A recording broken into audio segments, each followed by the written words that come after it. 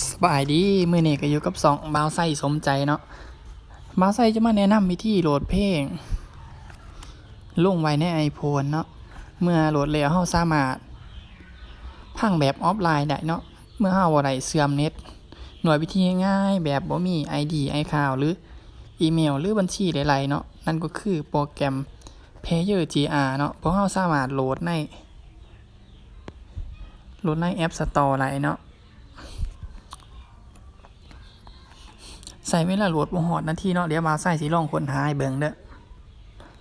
แล้วเข้าไป App Store แล้วพิมพ์คำว่า Player GR สิสแปลให้เด้อ P L A Y E R หญ้าบางหน่อยนึงเนาะแล้วพิมพ์เป็นตัวใหญ่ G แล้วก็ R เนาะกดค้นหาเนาะแต่ว่าโทรศัพท์บ่าวใส่เลยโหลดมาแล้วเนาะก็เลยข้ามขั้นตอนนั้นไปก่อนนะคือเปิดโปรแกรมเลยเนาะ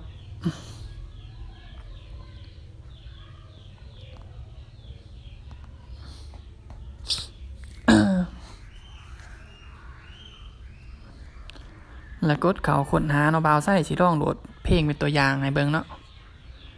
เข้าค้นหาเพลงปีจนปนเนาะปีจนปนแล้วมันสิขึ้นมาเนาะแล้วกดคลิกเข้าเลยเนี่ย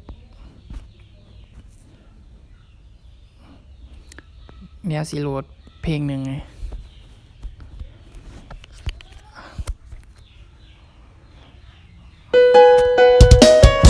สังเกตเบิ่ง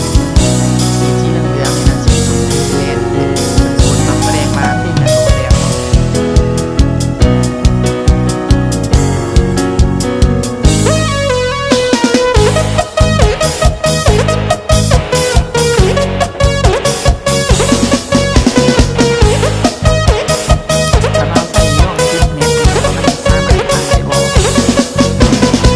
เธอเดินเข้ามาก็ทำให้ใจของฉันละลายมันละลายอยากจะกลืนกินเธอทั้งตัวเธอไม่ได้มากับใครใช่ไหมหรือว่ายังไงเธอชอบอะไรบอกฉันเลยฉันจะหามาสามารถเปิดเลยเทได้บ่เนาะใช่นะโปรแกรมคลิกเข้าไปนี่เป็นเพลงที่บ่าวใส่โหลดมาพังดินเนาะคลิกก็เลยเพลงตัวนี้ถ้าเธอต้องเลือกเนาะบ่าวใส่โหลดมาไปก่อนแล้วสิเขาเพลงตัวเก่าที่เขาพังเมื่อกี้เนี่ยคือเพลงปีจนปนเนาะ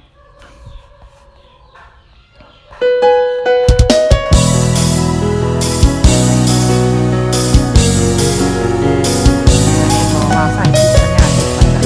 เปิดโหมดการบินพร้อมเป็นสามารถทำเพลงได้คือเก่าเนาะเนี่ยบ่ต้องเสียหน้าตาที่นี่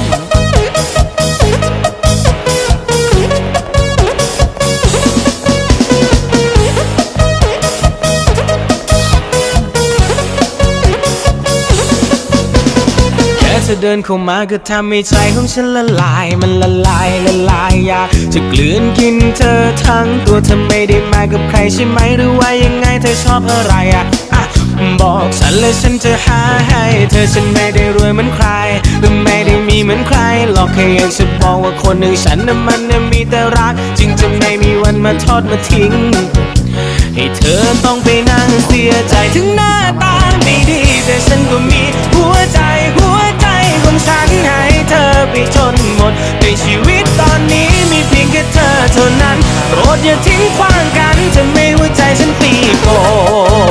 น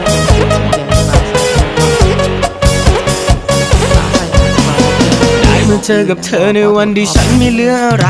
เธอจะรับได้ไหมในวันที่ฉันไม่มีไหลเหลือเศรษฐกิจไม่